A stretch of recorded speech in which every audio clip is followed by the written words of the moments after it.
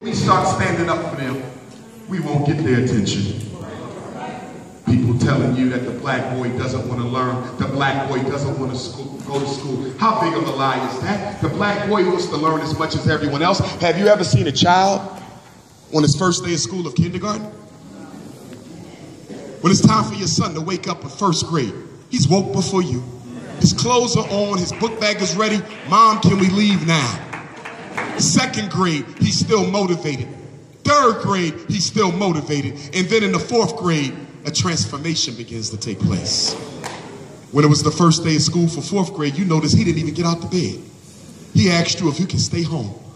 What happened to that young man? Who killed his motivation and how did they kill it? I'm telling you, the problem in the school is not the black boy's unwillingness to learn. The biggest problem we have in public, private, parochial, and charter school, and you're talking to a principal, not just a psychologist, the biggest problem we have is that the black boy is often expected to behave like a female in order to be successful. That's the biggest problem in our school.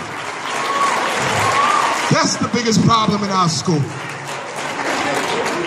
Have you not noticed?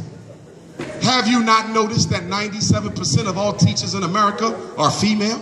Have you not noticed that of that 97% female teacher base, 98% of them are something other than African? Have you not noticed? So the problem with the black boy is not education. It is racism times sexism. He first suffers because he's black, and then he suffers because he's not a girl. And we get mad at him when he can act like a female. How can you expect a child to sit still for 7 hours straight? Most of you can't even sit still for 7 hours straight. Are you kidding me?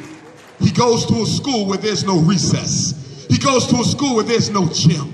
He goes to a school with no after-school programs, and he lives in a home where his parents doesn't even give him structured physical activity. The boy is growing hormones, testosterone that he needs to release. But instead he's told, just sit still and listen to the teacher as she moves in slow motion at the front of the board.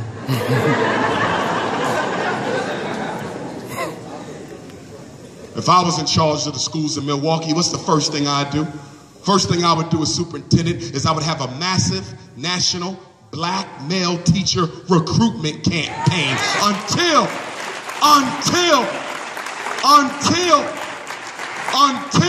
the teacher in the classroom looks like the child in the classroom. They will not learn and grow. So what are you saying, Dr. Umar's sisters should quit their job? Of course not. Every school needs to be balanced with both female energy and masculine energy. We need them both. In my school, we're going to have female energy and masculine energy. We got boys who never had their mothers. We got boys with poor relationships with their mothers. We got boys who need to learn how to respect and protect the black woman. The woman must be in the child's life.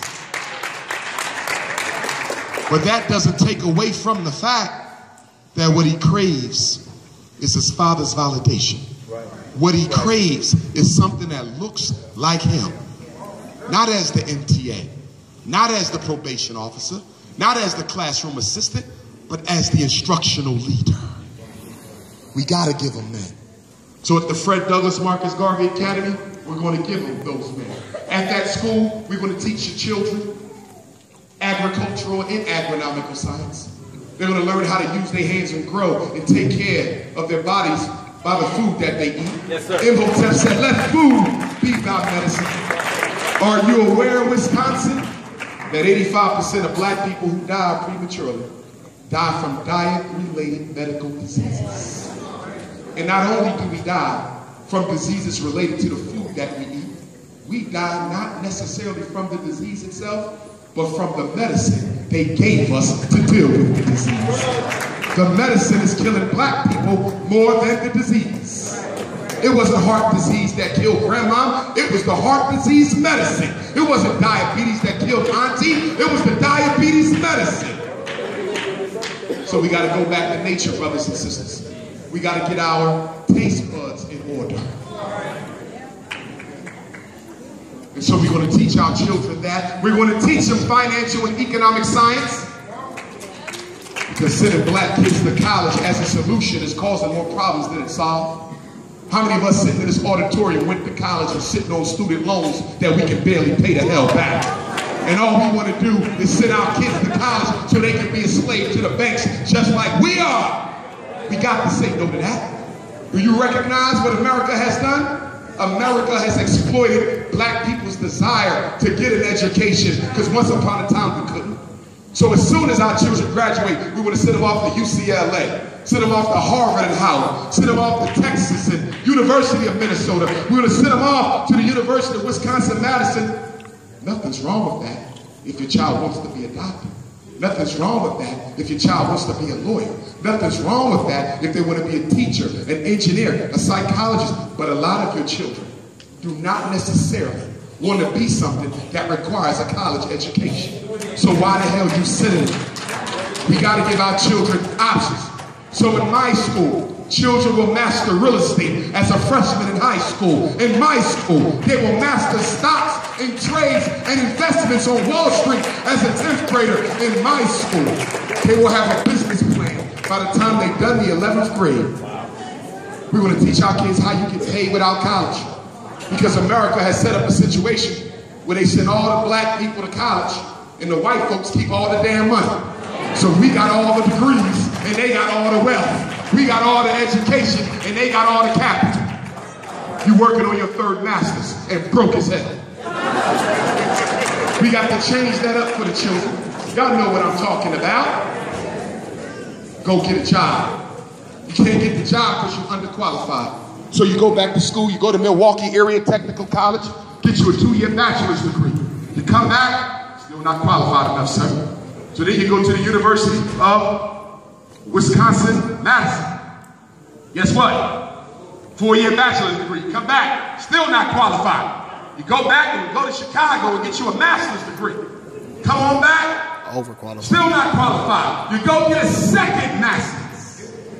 Come back again. Now this time they didn't remix the game. Before you was underqualified and now you... What in the hell is overqualified? Can somebody explain that to me? What is overqualified? What is that?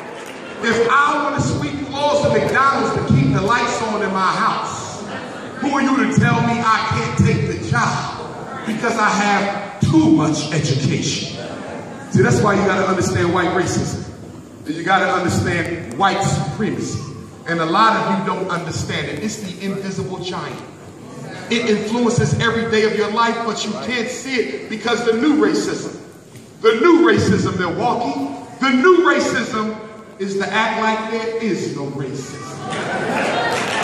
So if you cannot see it, it'll occur right in front of your face and run circles around you. I had a black man tell me, well, maybe if white folk accept Islam, racism will go away.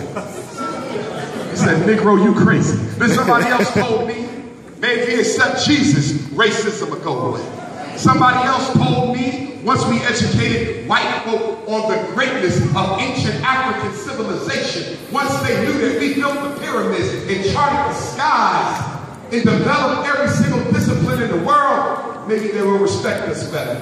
I said, brother, let me explain something to you. The more white people learn of your greatness, the more racist they will become. White supremacy is not about ignorance. White supremacy is not about religion. White supremacy is about power. We want to rule, we want to control. And guess what, black people? It's not even personal.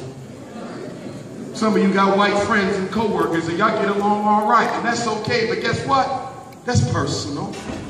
When it comes to the business of keeping white folks in charge of the banks of Milwaukee, things change.